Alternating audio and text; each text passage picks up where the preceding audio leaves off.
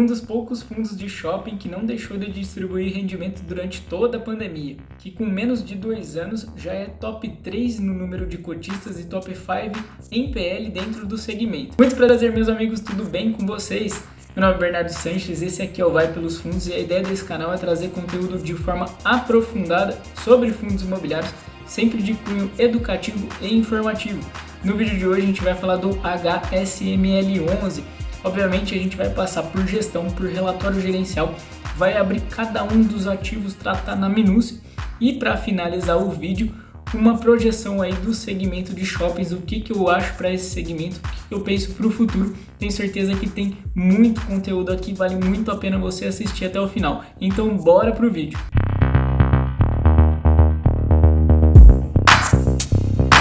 Iniciando o nosso vídeo sobre o HSML11, o HSI Malls, Fundo de Investimento Imobiliário, ele que é administrado pelo Santander DTVM, gestão é feita pela HSI Hemisfério Sul Investimentos. O segmento dele é shopping, o mandato é renda e a gestão é ativa. Um pouquinho do histórico da HSI, uma empresa criada em 2005, focada em crédito estruturado e segmento imobiliário, já realizou a captação de 5 bilhões de dólares e possui hoje 4 bilhões de reais sob gestão. A HSI é uma casa bem renomada, bem conhecida aí no ramo de incorporação imobiliária. Trabalha aí basicamente com 3 estratégias de negócio: Real Estate and Private Equity, voltado aí para lajes, residencial, shopping, loteamento e outros. Uma vertente em Special Opportunities, foca em investimentos em pequenas e médias empresas, e também tem o segmento de fundos listados. Atualmente a casa possui outros 3 FIIs negociados: HSLG11, HSAF11 e o HSRE11. Dados do HSML11. IPO dele em 16 de agosto de 2019 a R$100, pico de cotação R$ 126,40 lá em 30 de dezembro de 2020 e o vale de cotação R$ 67,00 em 19 de março de 2020. Já foram realizadas 2 emissões por esse fundo, a primeira delas em julho de 2019 com a captação de 675 milhões de reais quando o fundo adquiriu seus 3 primeiros ativos. A segunda emissão em outubro de 2019, então um pouquinho depois do fundo ser listado e liberado para negociação. Houve aí uma captação de 885 milhões de reais com a aquisição dos ativos Shopping Metrô Tucuruvi em São Paulo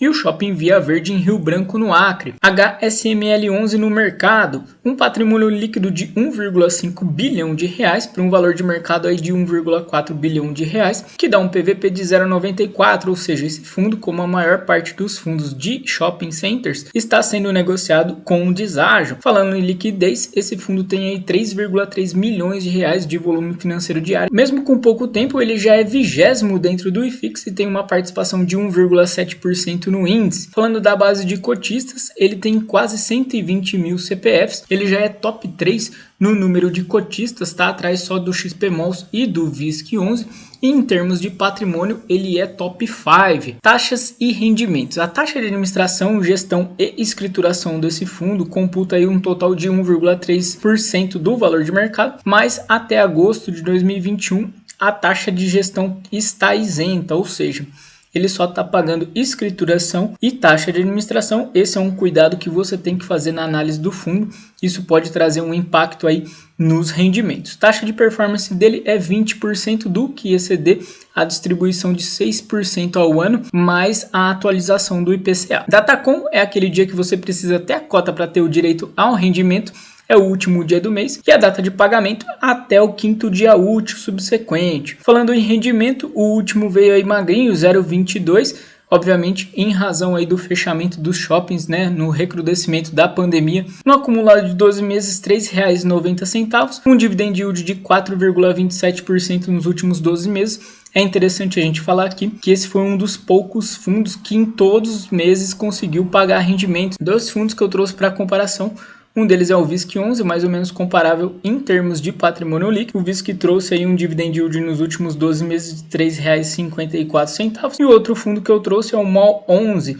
é um fundo bem menor, que tem uma tese com poucos ativos, que mais ou menos encaixa também com a HSML. No acumulado de 12 meses, o MOL 11 entregou 4,8%, então ele tem um dividend yield um pouquinho maior, mas é bom a gente lembrar que o MOL 11 vive também aí com algumas RMGs. Highlights do relatório gerencial de abril de 2021, a gente sempre começa pelo comentário da gestão, e o fundo diz pra gente que no final de abril todos os shoppings do portfólio estavam abertos, então isso é muito importante, isso é muito relevante. Ele também complementa dizendo que os ativos em Maceió e Rio Branco voltaram no final do mês a abrir aos finais de semana, o que também a gente sabe que é muito importante para as operações de shopping center. Complementa aqui dizendo que não houve necessidade de distribuir resultados acumulados passados nesse mês, exatamente em razão dessa geração de caixa. A gente vai ver na DRE que de fato isso aconteceu e o fundo segue aí com um lucrozinho acumulado. Olhando para o gráfico seguinte, a gente vê o impacto da quarentena no portfólio, os descontos que tiveram que ser concedidos e a inadimplência líquida, né? Então é muito importante a gente observar isso. Em junho de 2020 ele chegou quase 60% aí de descontos concedidos. Obviamente, manter os lojistas ainda ocupando os espaços. E inadimplência líquida, ela foi mais alta ali em 34,4% em maio de 2020, logo depois dos primeiros grandes impactos dos fechamentos. Aí depois a gente vê uma curva forte para baixo, né, representando aqui a cessão dos descontos e também o fim de inadimplências. E agora, infelizmente, a partir de janeiro de 2021, a gente vê uma crescente novamente na inadimplência, chegando a 20,8%, então uma inadimplência bem relevante que gera um sinal de alerta. E no mês de março também os descontos chegaram aí 9,2%, também atingindo o ápice nessa segunda onda. Mini DRE, o fundo informa pra gente que houve aí a distribuição de 3,4 milhões de reais, que representa 100% do resultado do mês, mas que não mexeu ali na reserva de 0,50 por cota. Então você que está analisando esse fundo, fica esperto aí que tem uma reservinha para ser distribuída no futuro. O fundo também traz uma boa notícia, dizendo que a partir desse mês, após uma renegociação, a taxa de escrituração sofreu uma redução aí de 42% em valores absolutos. Olhando a tabela de resultados, a gente vê que ele teve uma receita imobiliária de 3,8 milhões de reais. Essa receita abrange aluguel, publicidade e estacionamento. Só para reforçar, a gente vê a taxa de gestão listada aqui mais zerada e, além disso, outras despesas aí em torno de R$ 63.947. Essas outras despesas dizem respeito às operações, né? A gente tem, por exemplo, desocupação de algumas lojas, isso vai gerando alguns débitos. Olhando agora superficialmente para os 5 ativos do portfólio, porque depois a gente vai entrar no detalhe, analisar cada um desses ativos. Então, se você está gostando desse conteúdo, peço seu like, peço seu comentário, isso é muito importante para o canal, isso é muito relevante para o nosso crescimento e é muito gratificante também. A gente observa aqui que a ABL dos ativos não é tão grande, né? A gente tem 2 shoppings aqui, o Shopping Osasco e o Shopping Via Verde, que são abaixo de 30 mil metros quadrados, então são considerados shoppings médios, segundo a convenção da Abrace. Outros 2 shoppings têm um pouquinho mais de 30 mil metros quadrados, o Metrô Tucuruvi e o Granja Viana, então uma transição entre shopping médio e shopping regional, que vai de 30 mil a 60 mil metros quadrados, e aí o Shopping Pátio Maceió, o maior dentro do portfólio. Então a gente vê que ele prefere esses ativos um pouco menores, não tem nenhum mega shopping aqui dentro. Outro dado muito relevante para a gente visualizar é que o fundo ele é majoritário em todos os ativos do portfólio, né? A menor participação dele aqui é no Shopping Granja Viana com 51%, olhando aqui no total de média da ABL, 85% de participação. Isso é muito importante porque o fundo ele consegue impor as regras, o know-how, a expertise dele, né? Outro dado muito positivo é a taxa de ocupação. Tirando o Shopping Granja Viana, que gera um pouquinho mais de preocupação, tem uma desocupação de 15%, o Shopping Osasco, Shopping Pátio Maceió e o Shopping Metrô Tucuruvi, todos aí em torno de 95% de ocupação, e o Shopping Via Verde, quase 100% de ocupação. A gente vê que mesmo na pandemia, esses ativos estão realmente se mostrando muito resilientes. Olhando agora para os indicadores do mês de abril, a gente vê que na composição de venda, 44% veio do Shopping Pátio Maceió, 29% do Shopping Via Verde lá em Rio Branco, e aí na terceira posição 16%. Por outro lado, se a gente olhar aqui a composição do NOI, né, do resultado operacional líquido, a gente vê que 39% da receita vem do Shopping Pátio Maceió e 43% vem do Shopping Metrô Tucuruvi. Isso aqui indica o seguinte pra gente: como o Shopping Metrô Tucuruvi acabou ficando mais tempo fechado, as restrições na cidade de São Paulo com a pandemia foram muito grandes, as vendas caíram demais, mas a gente percebe que o resultado operacional desse ativo é muito relevante na composição do fundo. Olhando a composição do portfólio quanto à ocupação e modalidade de lojas, a gente viu 95% de ocupação e segundo a tipologia ele tem 56% de lojas âncoras, 32% de lojas satélites e 12% de mega lojas. Âncora é aquela loja que ocupa mais de 1.000 metros quadrados, mega loja entre 250 e 500 metros quadrados e a loja satélite até 250 metros quadrados. A gente vê aqui que tem um gap, né, entre 500 e 1.000 metros quadrados, porque aqui a gente teria uma semi-âncora. Um dado importante que nem todo mundo conhece é que as lojas âncoras, elas costumam pagar o menor aluguel dentro do shopping. Por outro lado, a gente sabe que essas lojas âncoras podem de repente futuramente serem fatiadas e aí transformadas em lojas satélites, então existe um upside aí de crescimento. Outro dado muito relevante para a gente observar aqui é a composição da receita: 83% vem de aluguel mínimo, 2% percentual do faturamento do lojista, 9% aí de media mall, né, de publicidade dentro do shopping, e 6% de estacionamento. Comparando aí com outubro de 2019, a composição era de 62% de aluguel mínimo, então realmente isso aumentou demais dentro do faturamento, obviamente porque houve uma redução muito grande aqui de estacionamento e também 17% para 9% em media mall. Muitas empresas aí, obviamente, desistiram de fazer publicidade dentro dos shoppings. Outros indicadores para a gente sentir o drama do mês de março para os fundos de shopping: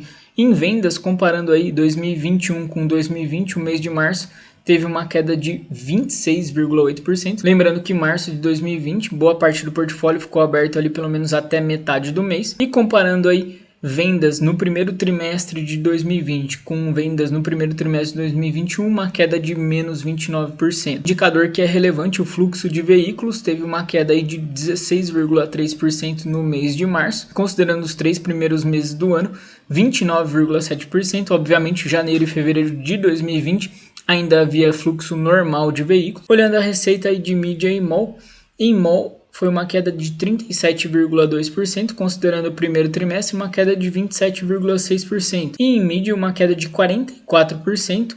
E no primeiro trimestre uma queda aí de menos 62,6%. Para fechar os gráficos, a inadimplência líquida chegou aí a 20,8% agora em março, uma inadimplência bem relevante para a gente ficar com um sinal de alerta.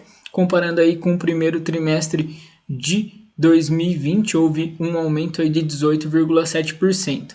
Já em descontos, a gente chegou a 9,2%. Comparando o primeiro trimestre de 2021 com o primeiro trimestre de 2020, houve um acréscimo aí de 6,5%. E agora aquela avaliação aprofundada do jeito que você gosta aqui no canal, a gente parte para observar cada um dos ativos. O primeiro deles é o Shopping Pátio Maceió. O fundo tem 100% de participação, foi inaugurado em 2009 e tem uma ABL aí de 41.244 metros quadrados. Eu trago aqui que não é o shopping dominante na região, o dominante é o Shopping Maceió, que é mais novo, e também tem a concorrência do Maceió Shopping, que fica mais bem localizado. Tem um terreno total aí de 170 mil metros quadrados para uma área construída de 41.250 metros quadrados, segundo a Abrace. Então a gente vê um potencial de expansão, um potencial de crescimento desse shopping. Em entrevista recente, a gestão aventou a possibilidade de expansão de pelo menos mais 8 mil metros quadrados de ABL, aí, projetando inclusive uma rentabilidade em torno de 14% a 15%. Olhando agora os ativos que ficam em São Paulo, o primeiro deles, Shopping Granja Viana, o fundo tem 51%, e eu chamo aqui a atenção que o VISC11 tem os outros 49%, então são dois fundos imobiliários dominando aí a participação dentro desse shopping que fica na cidade de Cotia, em São Paulo. Olhando para o perfil de consumidores, também tem uma preponderância aqui de classes B e C, segundo a Abrace. Olhando agora para o Super Shopping Osasco, não é o dominante. O fundo tem 58,8% de participação, é o ativo mais antigo dentro do portfólio de 2005. E olhando a diferença da área do terreno, que é o dobro da área construída, a gente percebe aqui também um potencial de expansão. E olhando o perfil de consumidor, aqui a gente já vê uma clara preponderância da classe B. Finalizando os ativos, Via Verde Shopping fica em Rio Branco, no Acre, participação do fundo é de 96,6%. Segundo a Abrace, ele tem uma preponderância aqui nas classes B e C, e também tem a mesma condição ali, uma área construída de 43.211 metros quadrados e uma área total de terreno aí de 120 mil metros quadrados, então também tem um potencial de construção interessante. Ele tem uma grande vantagem, que ele é o único shopping da cidade, então obviamente quem quer um lazer de shopping tem que acabar indo para o Via Verde lá em Rio Branco. E por fim, a grande operação dentro do fundo, o Shopping Metrô Tucuruvi. Ele tem aí 225 lojas e ele tem um case muito diferenciado, ele tem uma integração com o metrô Tucuruvi. Então quem está dentro do metrô, quem está indo para o metrô, precisa resolver alguma coisa no meio do caminho. Esse shopping é muito interessante, ele fica lá na zona norte de São Paulo e o perfil de consumidores a gente vê uma preponderância na classe B. Mas 2 pontos que tem que ficar em alerta aqui com o Shopping Metrô Tucuruvi. Primeiro, é uma concessão até 2054. Então, quando chega lá em 2054, o fundo vai ter que negociar, entrar ali numa licitação para continuar com a operação. Eu entrei em contato com a gestão questionando um pouquinho mais dessa operação e eles disseram também que nada impede que o fundo deixe, essa concessão, que repasse a um terceiro. E por fim, um dado mais preocupante, que vai ser inaugurado um grande concorrente há poucos minutos, que vai ser o Trimais. Ele vai ter aí 25 mil metros quadrados de ABL, 150 lojas, vai ter ainda uma torre comercial acoplada de 15 andares. Insights do HSML 11, fim da isenção da taxa de gestão na competência de agosto de 2021 é um dado que a gente tem que levar em conta, pode impactar naquele rendimento. Todos os ativos já vieram de outros fundos da própria HSI, outros instrumentos da própria casa, E muita gente tem um receio do HSML ser um fundo de saída, ou seja, aquele empreendimento ele já teve ali o ápice do investimento, ele já conseguiu captar o ápice do retorno e agora ele é colocado dentro do fundo imobiliário. Outro ponto, apenas os ativos Rio Branco e Cotia parecem ser dominantes. Aqui eu coloco parecem porque eu realmente não conheço de perto essas cidades, não moro em nenhuma delas. Um dado que você tem que entender no HSML é que ele não tem medo de ativos menos óbvios. Inclusive, essa é uma estratégia que pode gerar alfa, porque o fundo que prefere ali ficar com o portfólio só em São Paulo, Rio, acaba entrando em operações muito caras e aí os caps ficam comprimidos, obviamente os rendimentos também. Além disso, é importante você notar que ele atua num segmento de classe B e C, que são classes menos resilientes na época de crise econômica. Por outro lado, acho que é interessante, já que essas duas classes são as grandes consumidoras dos shoppings, A classe A tem outros atrativos, tem outras opções. Outro tópico, todos os ativos são administrados pela empresa Safir, uma administradora de shoppings dedicada exclusivamente aos ativos da HSI. Isso eu acho muito interessante, demonstra um alinhamento muito grande, uma sinergia. Como a gente viu, o HSML ele tem uma filosofia sempre de ser dominante no ativo. E por fim, para relembrar o último slide, o principal ativo da casa, que é o Shopping Metrô Tucuruvi, vai ter um grande concorrente em breve, então a gente tem que observar o impacto futuro nessa operação. Finalizando nosso vídeo, partindo agora para o futuro do setor de shoppings. Esse slide ficou animal, tenho certeza que você vai gostar muito desse conteúdo. Trouxe aqui primeiro dados de 2019 e 2020 no segmento. Em 2019 eram 577 shoppings, em 2020 601 e projetando a entrega de 13 shoppings em 2021. O faturamento do setor foi de 192,8 bilhões de reais, em 2020 128,8 bilhões de reais, uma queda aí de 30%, mas a gente vê que é um segmento muito relevante dentro da nossa economia. Empregos gerados 1,1 milhão em 2019,